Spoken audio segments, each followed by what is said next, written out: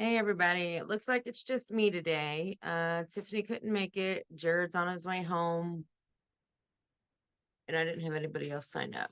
So if anybody pops on in the middle of me starting this, then I will let them in. But welcome to an original Tina Zoom class with Rooted Health Hub. Always a wonderful sponsor. Tiffany is excellent at getting the class promoted and making sure people know that peop- you know people can come of all um mm, levels of expertise to this because I'm just here to have fun and to teach what I know. I mean, I'll do my best to answer questions and we'll show you um we can go through how to paint certain things. But yeah, today what we're going to focus on, since we have been working on a cat painting and you can see my Castiel masterpiece is coming together. It looks a little wonky still, doesn't he? Doesn't he look wonky? Okay, enough of that. So yeah, we'll talk color theory a little bit. Couple of things that we can touch base on that I would like for you to either reach out for in question through Rooted Health Hub or the Facebook page, or do a little bit of research on your own, whatever you want to do. But color theory is the science and art of using color.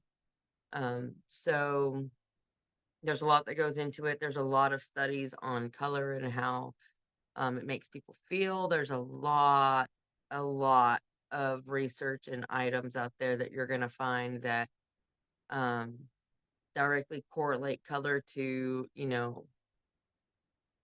the purchase of food or what colors will advertise to a certain, person or demographic, um, get people to buy that product. So I mean, color theory is real. Um, there's a lot of people that devote a lot of their, time and effort and career into researching and developing what they know about color theory. So we'll start with basics.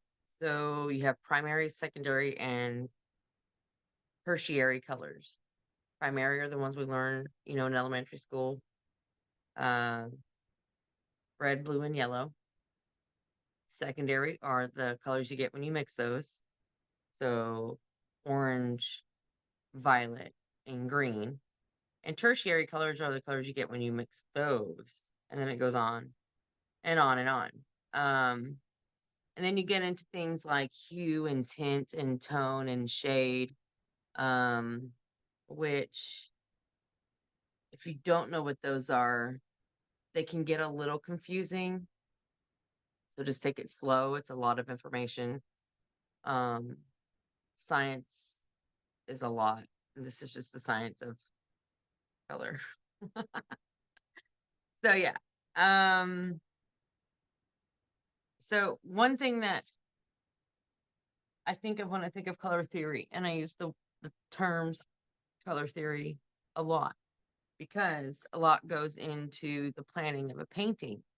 Um, and if you're whimsical and don't plan and just go out on a limb, I mean, I welcome that too. Some days I have those types of moods. Um, there's days where I have to plan out a painting, or like if I'm doing a commission, you have to plan that out.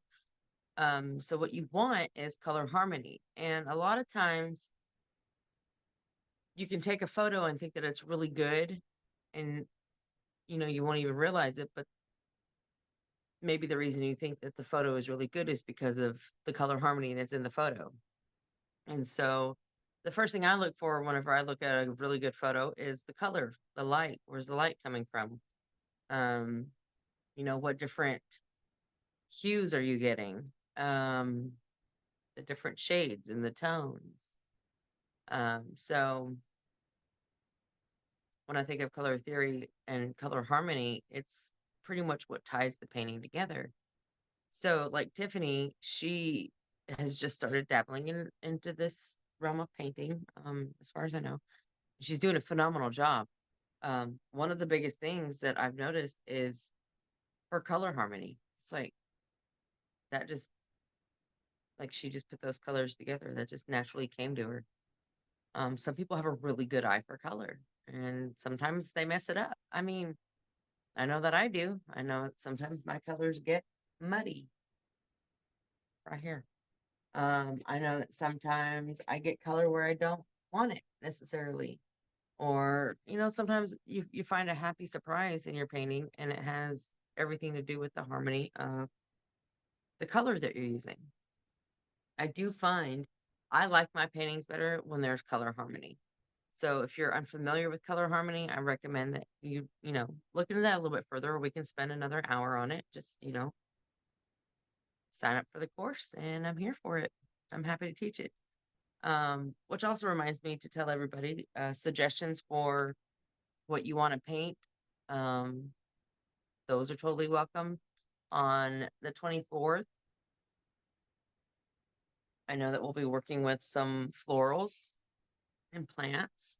Um, and we'll continue to work with palette knives and paintbrushes. And we're gonna go about the next couple lessons with focus on color harmony and what that looks like for you in the ways of picking out a beautiful floral arrangement that you would like to either paint an entirety of or just a small section. A lot of times I like to take small sections of things and then blow them up. Um, so is the life. Uh, but uh, for the most part, the next couple sessions we will be looking at color harmony, how that ties into the painting, how it makes the painting, warm and beautiful, and how it can make it sharp and bring contrast. So I just welcome all the ideas. I welcome all levels of painters, and I welcome everybody just to come and have a really good time because that's why I keep doing this. That's why you guys have helped me be so consistent. Is people say that it's fun, and I like to do that. I like to be able to provide that and to teach you guys a little bit something. Um, so I found a really cool document that had like the 10 commandments of color theory. I'll share that with Tiffany and Unrooted Health Hub, and then you guys can take a look at that. It's just a document that's going to sort of help guide you along your art journey and maybe help you go in the right directions of choices of color because I'm not going to tell you what colors to choose. I will make suggestions. We can have private conversations, but I really want this to be something that is your journey guided and, um, you know, by me and by me being like in attendance through Zoom. So, so yeah, we're going to do that.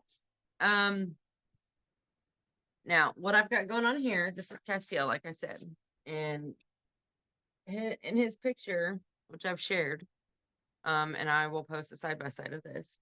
But in his photo, the way that he's turned, the way the light's hitting an all black cat, because not all cats are all black, right? Not all black cats are all black. Anyways, the way the light is hitting him, um, I mean, I used that with my level of like love for color and creativity to be able to add those moments of light on his fur with different color. And still trying to stick with the um general basic, like he has light here, there's light reflecting here, like those basic understanding and incorporating color in there. um and what I've done so far on his painting here, and I've got a little bit of a video that'll be coming out to speed up the process and show you what I did. But I kind of just lightly layered the different colors that I've used um, with just some mineral spirits and just lightly layered that on the canvas. I'll go back over it again with another layer once I get more Gogh because my Gogh is almost solidified. Like I can't, I mean, I could use it to make a thin layer, but it's like super goopy. And what I do to resolve that is just add mineral spirits to that. But I kind of feel like I might use all this gloopy gloppiness for a different painting, which will be very, very interesting in texture. So stay tuned. But what we're gonna do right now is I'm gonna go through and still try to add a little bit more light to him. To kind of give him more definition and more depth because he kind of just looks like just a 2D. He's a 2D guy right now. But what I do love on here is this texture on his face, right? I mean, he looks super wonky to me in this camera right now. But let's get a close up of some spots, right? Like his ears. Oh, so beautiful. Look at that eye. Well, I could do better. And down here we've got some really pretty stuff going on. Can't really tell what's what. Can't really tell. Like he's too choppy here. This isn't blended well enough for me, so I'm gonna work on that. So yeah, we're gonna work with it a little bit. And yeah, I'm gonna put myself on mute and paint a little bit. Nobody else has popped on, so it's just me. So I guess I'll just talk to myself. So what I first need to do is get his photo. So let's find my boy. There's my cash kitty. Him's a handsome dude. But I think okay. So there's his beautiful photo. Now, he of course is his gaze is up. I have not got that rendered in there at all. Good job. His nose. I need to really shape his nose on here. And I'm not gonna use the thick paint. I'm not gonna go in here and do impasto with this. I'm gonna go in here with just mineral spirits and pigment and try to outline the parts that need it. And I'm just gonna make a little bit of a gray with the existing paint I have on my current palette paper here. That I've been using for about 2 weeks now. And the cool thing about this palette paper is that you can rip it off and put it up and then come back to it. I mean, I have like 4 or 5 paintings going, and each one has their own, or 2 or 3 sheet of palette paper. Speaking of, happy St. Patty's Day. There's a green in for you. Um, so yeah, got that. I just took Jared to the airport, so normally he would be on these calls, and I really miss him. I wish he was on here right now, but he's got to get home. Travel bug. Just glad I was able to see him. All right. So I put a little bit of Prussian blue with just a smidge of white to be able to go in here and kind of just make an outline of the things that I feel like I need to fix and correct. Mm.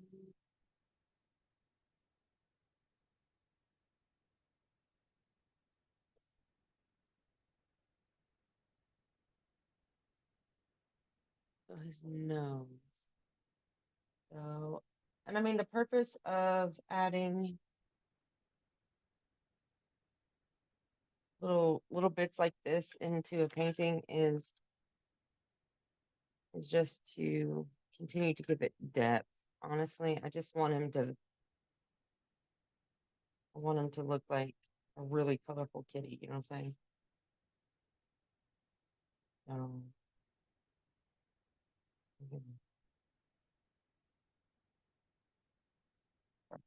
some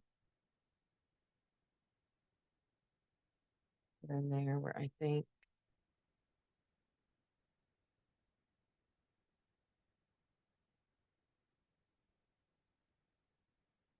where his little nostrils are, you know. Little mouth. Let's go, little kitty mouth. Got a bit of a goatee thing going on. And he doesn't look like that. He just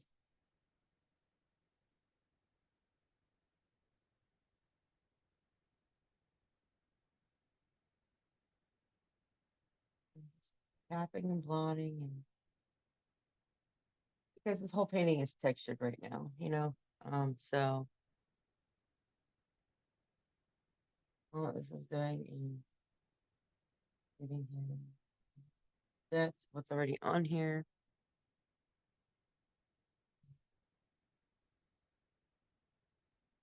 Bit of eyebrow going on.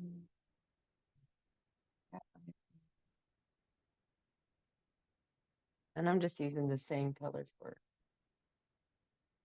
everything right now, which is this pale baby blue.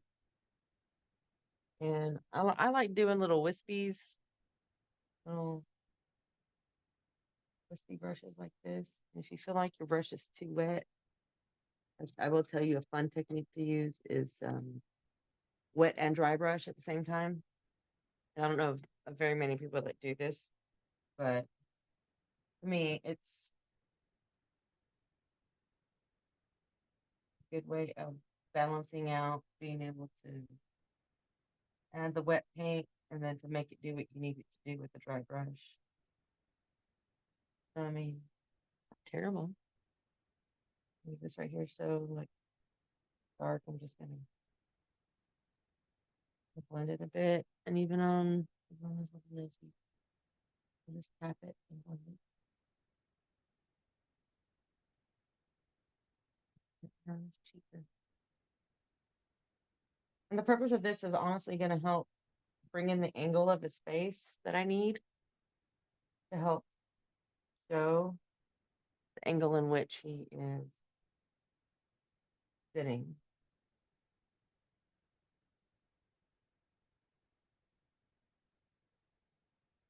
Let's see what that looks like for you. Looks so freaking silly. Ah! Everybody's like, probably like, ah, it looks so good. I'm like, oh my God, what have I done to this painting? Oh man. In theory, this is supposed to be like, you know, like me doing my level best to bring him into this dimension here. And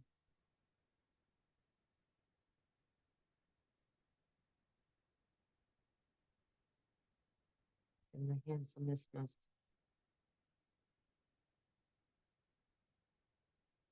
appropriate kitty. I'm gonna go in with this dry brush and just kind of blend it a little bit. And of course, it helps to know where you want your light to be coming in at. And of course, this shadow behind him, he's got this like this bit of light on this side of his head, you know. So I'm gonna add that, and then I'm gonna blend it. Just because it's not meant to overpower and overtake what I've already got on there, but it's meant to show he's got light hitting him on this side from that angle. Let's see. All right. There we go.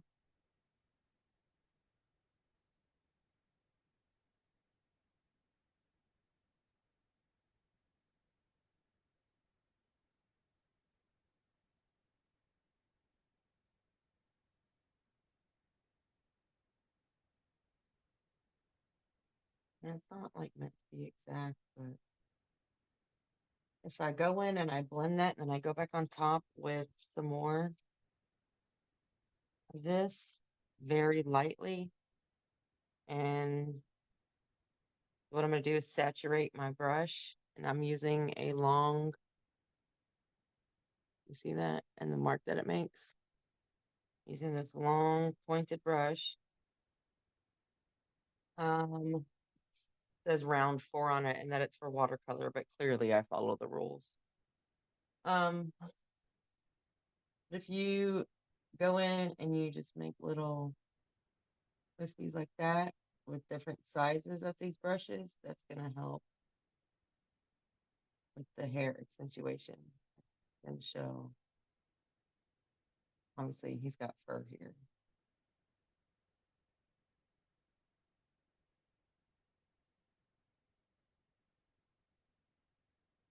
Okay.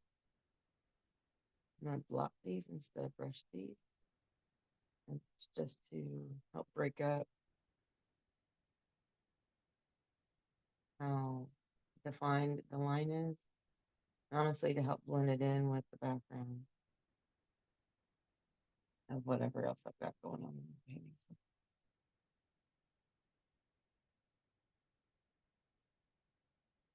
and it looks like on his chest, you go ahead and this is his leg. Back here, you put another leg on this. And then here's his other leg. Starts to come into play about right here.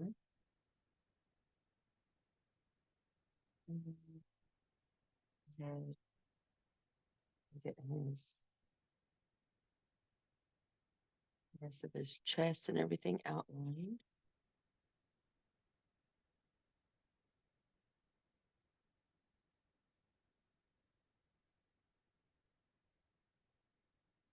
And then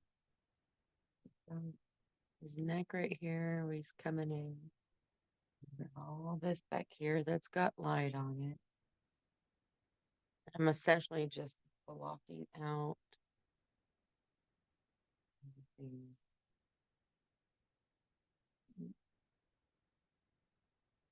top of what I've got painted.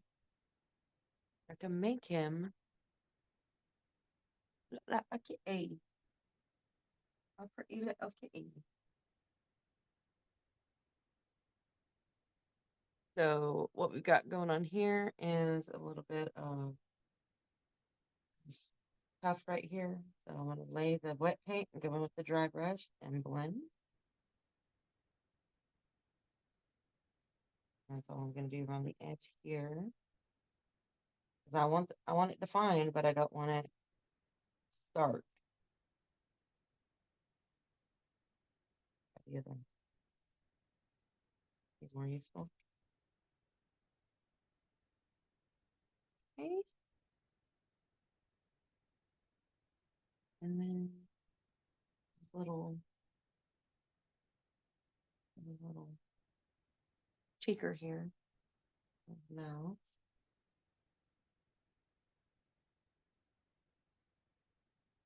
Got cheeker. Yes. This eye. Makes it so pretty.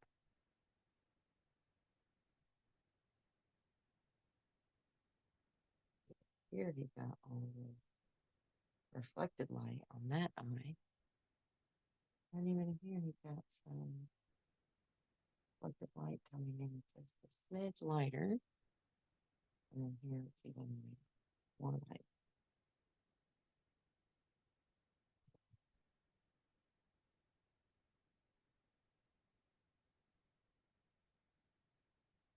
Let me dab off this brush now because my dry brush is getting a little too wet. So make sure you pay attention to that. The purpose of the method is to put the paint on and then the dry brush blend it. I guess I just coined a method term. Clearly, I'm not the only one that's ever done this.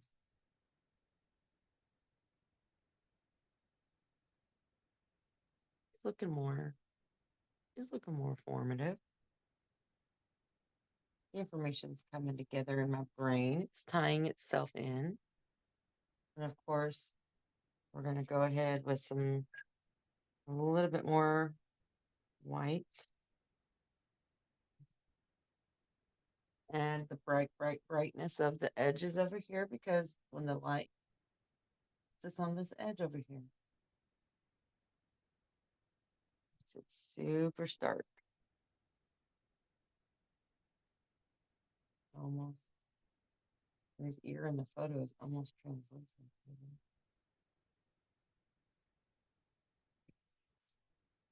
Because of it.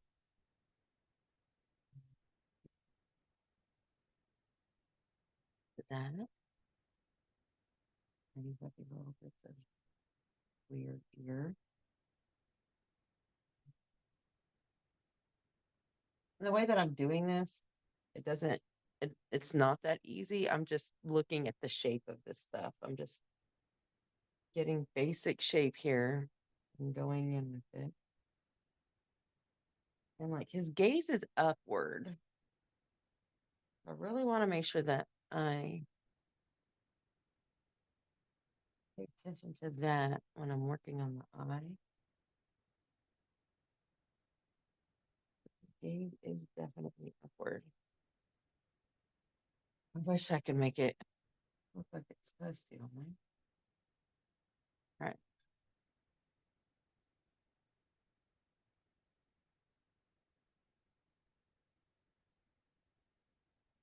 Like I said, this technique of the dry brush blending, wonderful, honestly.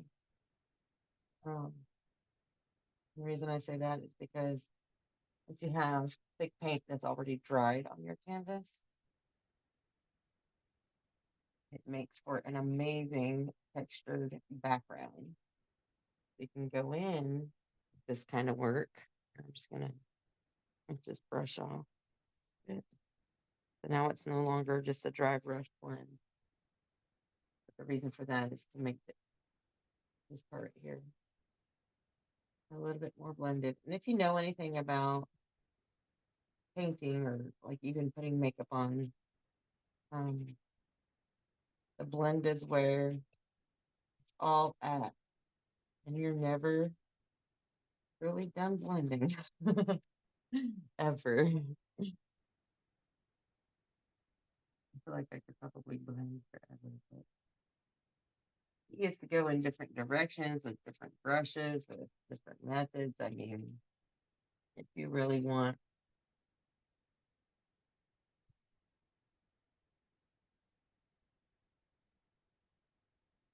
like if you really want it to be super well blended, like it's never over.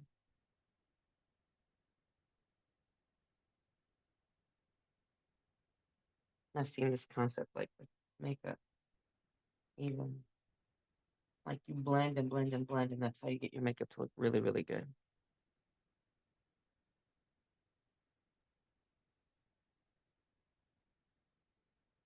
This right here on his body, this leg and this tuft is it's like all blended together.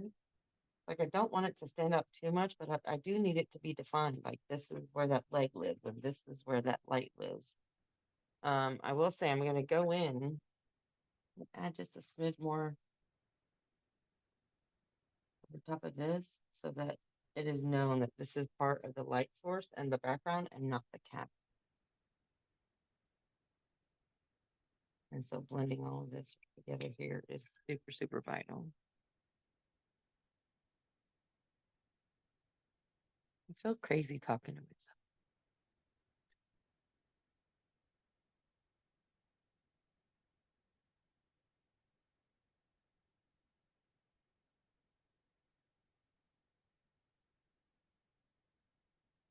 Now, one thing you do need to understand about using the color white is how opaque it's going to get. See how it's more opaque here now? And what I'm going to do to help that is the beautiful thing about oil painting is the layering of it.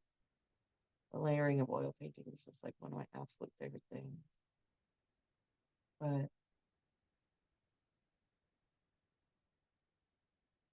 there's this beautiful little ear. Um, that's just a smidge down here. What I'm gonna do is get some Gogh, because you can blend with the Gogh and white, and then the opaqueness is layered, like it's not. When you use Gogh, it makes it have a sheen, whereas when you use just mineral spirits, it gives it more of a cloudy opaqueness. Does that make sense? Well, I mean, look how goopy this stuff is. It's not even, ain't even worth nothing. Just kidding. I'm gonna pour some mineral spirits just a smidge. Get it loosened up.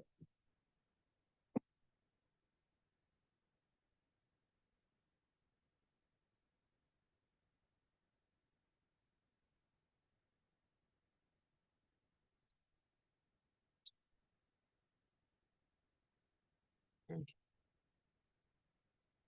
So I'll use some of the mineral spirits in that. And what, like I said, what that's gonna help do is give us that opaqueness with a sheen on it.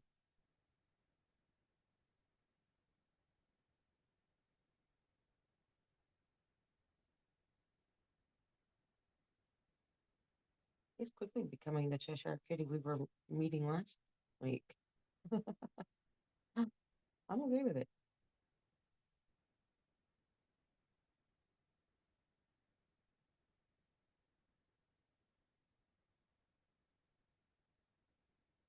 I do think I want to. Man, this stuff is weird. Calcut is so weird. Fun to work with, but weird. Blop. It's a blop.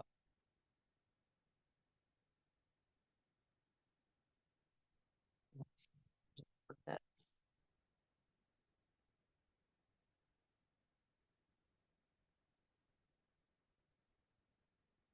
I'm mixing on my palette now. And all I did was pour the Calcut and the mineral spirits together on the palette. I can mix my darker color in with this and go over this right here and blend it.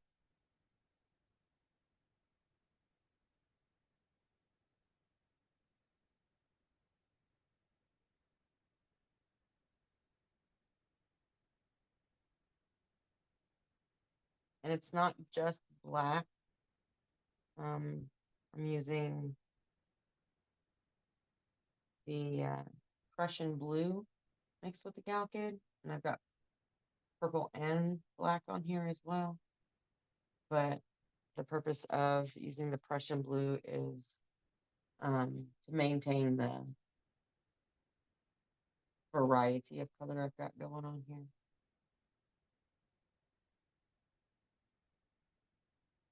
And then what I will do is go in with a layer of purple after this.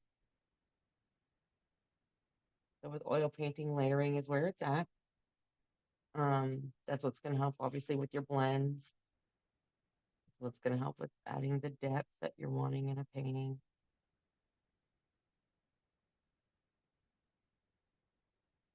Layering is a lot of fun. It really is. Um, Probably one of my favorite parts because then I can, or parts about painting because then I can go back in and work the same painting a little a little layer. Get it? Anyways, I can go in and work the same painting and continue to build on it. And that's honestly one of the biggest things I also learned in my undergrad is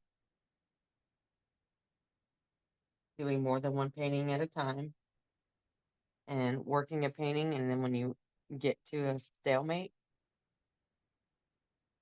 put it up far away where you can walk in and look at it every day and see what kind of changes you can make to it. And then go back in and work it. I really loved my art professor. He was fantastic. In Chicago now. Connecticut. I don't know. He does all kinds of crazy cool things. You know, I just want to say, when I was younger and I watched Friends, I always dreamt about living in an apartment building high above the city, having a bunch of friends, and being artistic. You guys, I'm living that life. I don't live high above the city. I live on the third floor. It's pretty dang high. The view is phenomenal. It's wonderful. The patio is my favorite place to be. I paint in my living room right now. I mean, I don't have friends over here. I'm not friends with my neighbors or nothing. But still, like you gotta be thankful for what you have, right? Like it's super cool. I'm 40 years old and feel like I'm living my, 25-year-old dream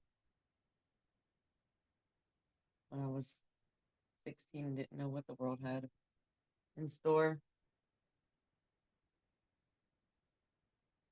Okay, back to the layering. So this layering right here that's happening, beautiful. I love it because I've got the opaqueness down. You can see the light hitting it. And then I've come in with this blue, and this blue has changed it a little bit. I'm too excited to stop. I need to use the purple. I need to go in with the purple and the Gouted. It's gonna happen. We have 20 minutes left. Now let's plop down some purple. That might have been too much. That's okay, I'll use it.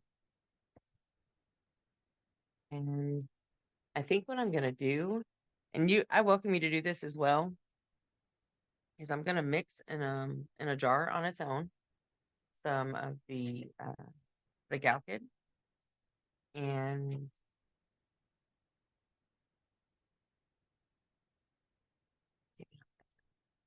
some of the Galkid and some of the paint with some of the mineral spirits so that I can. Ooh, I like to reuse my jars when I actually take care of them.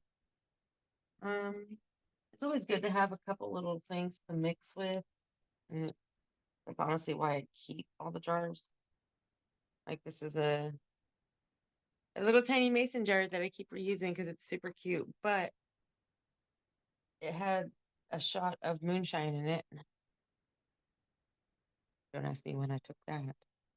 Um, and now it just has a blob of Galkid in it. It's trash. There's my trash.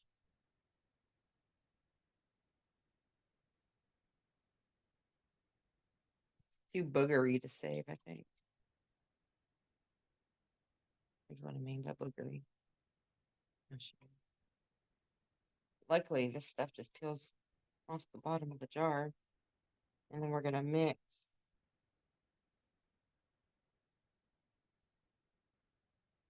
like I said, the Galkid and the mineral spirits and the pigment. Okay. So cool that that just peels out of there. Here's what I mean by too boogery. Blah blah blah. It's gelatinized. No, Galkid gelatin.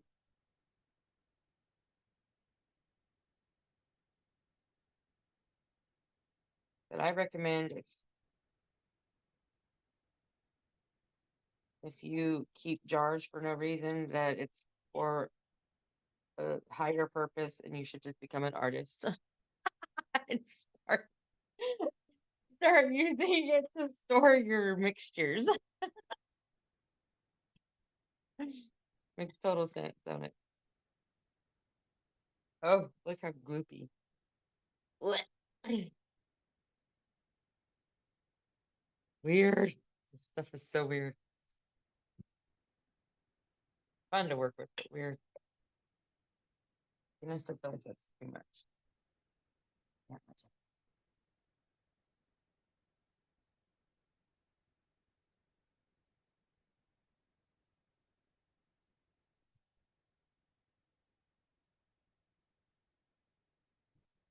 A little bit. I just need me a little bit. some mineral spirits in there. Put some purple in there. Mix it right on. Right on. And I'm using a palette knife to mix it because the outfit is a little gloopy. It's just gonna sort of act as, well, a knife. And I've got my purple in there now. Can't really see through this jar, but now we've got purple glue.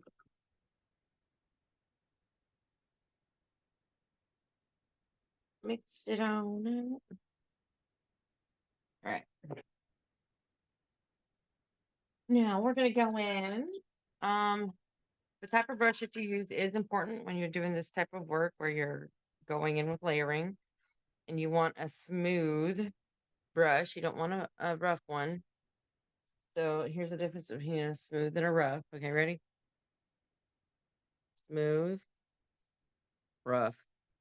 This one looking like Fraggle Rock. And then this one, smooth. So that's what I mean by the difference is smooth and rough. All right. I'm just gonna get some of that on there. And I'm gonna go in and layer.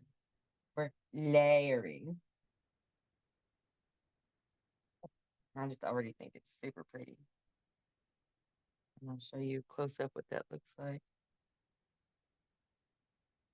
We're gonna come in over top of this and pull out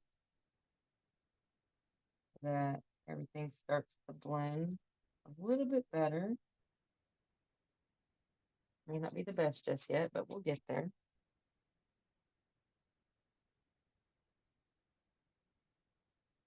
And I'm gonna go in different directions here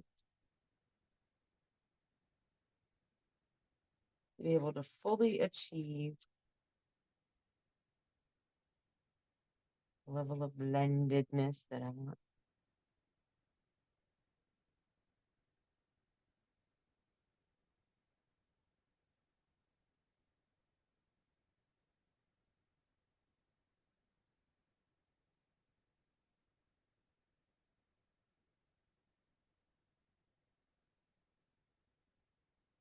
He looks so weird up close. I really hope that it looks better from far away eventually.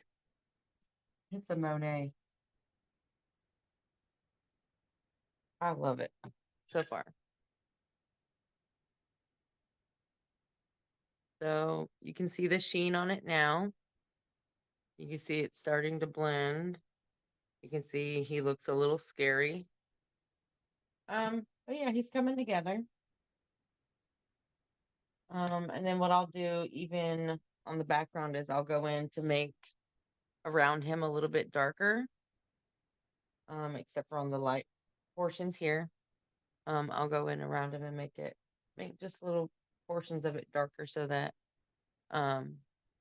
his silhouette stands out a little bit more. I feel like I need to make him a little bit poofier right here. So I'll work on that. And then, yeah, I really want everybody to come back to me with questions about, either how to apply the paint, how to mix the paint, how to use the Gogh kit, how to get unstuck when you do get stuck, kind of thing. Because that kind of information is also very useful.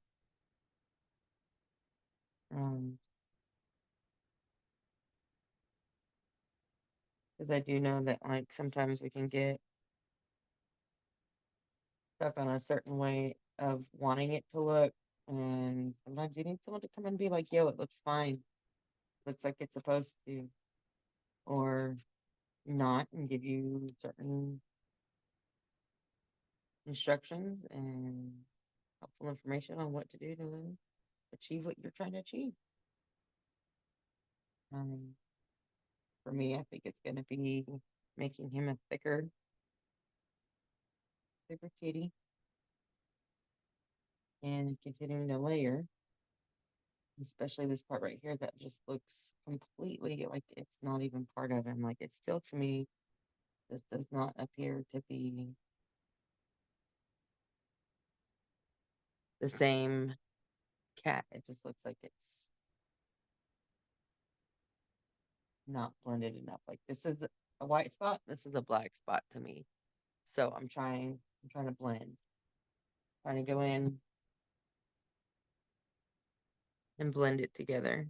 And you really can't tell it, until you're close up to it, but just continuing to add the pigment and pull over top what you have, let it sit, turn the painting. Turning the painting, to me, is vital. I feel like you're doing yourself a disservice if you're not turning your painting, just because seeing it from a different perspective is always helpful. And that includes stepping away from it and leaving it like on the canvas and on the easel and just walking away, turning back and looking at it and seeing it from a distance. If you don't have that luxury, you can always go sit it against the wall somewhere and walk back away from that and see what you got going on. So all I'm doing here is adding my purple to some of these stark black places where we would think his fur would be. So cool. He's starting to look like a Lisa Frank cat. You know what I'm talking about, don't you? Lisa Frank cat. Lisa Frank. All right, if you don't know what I'm talking about, you're too young. Maybe that's why I used to like Lisa Frank a lot. Because of all the colors. That would make sense. That would make complete sense, actually. I think my mom has actually confirmed reasons why I like things, and the fact that I used to wear crazy outfits. Yeah, definitely makes a lot of sense right now. I wish I had people on this call to talk to. Instead, it's me talking to myself. That's okay. It's how it is sometimes. I'm always here to help. But I.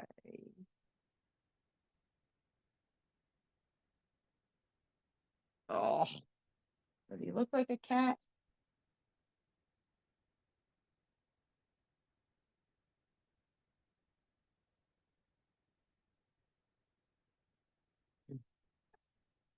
Now I'm too close.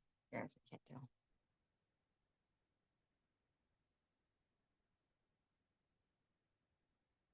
Yeah. Might go in with some dark colors. I was really glad I got his nose on there. That's helping. Maybe I'll go back in and touch up his nose. So yeah, to recap, we touched on color theory today. I will continue to touch on color theory. I will continue to make sure we review this going forward. So for today, primary colors, red, blue, and yellow. Secondary colors are the ones you get when you mix those. Orange, purple, green, or violet, sorry. And then tertiary colors are what you get when you mix those. So red, orange, yellow, orange, red, violet, blue, green, and yellow, green. Okay. So work on those three colors. Think about color harmony, because we're going to touch base on that next Sunday, and we're going to start a flower painting. So what I would like is for everybody to go out, go to Kroger, go to Food City, buy a bouquet of flowers, and either take a picture of the flower, of the bouquet, or part of the greenery, or part of a flower that you want to paint. And that's what we're going to work with next week. But I want everybody's to be different. So get a different bouquet, get a different flower, pick your favorite flower. And then I want you to pick a color palette. Okay. And if you don't know how to do that, reach out message me, message Ruta Health Hub with your questions. But easiest, most simplest thing you can do is go to Pinterest, type in natural color palette and see what comes up. Okay. If you need help to break it down to where it's mixing paint, let me know. We can get there. Or if you want it just basic, pick one primary color and go from there. Okay. And we'll start touching base on the 10 commandments of the color theory. And the first one is know the color wheel well. Wheel well. Know the color wheel well. Oh my gosh. Know the color wheel really well. Know the color wheel well.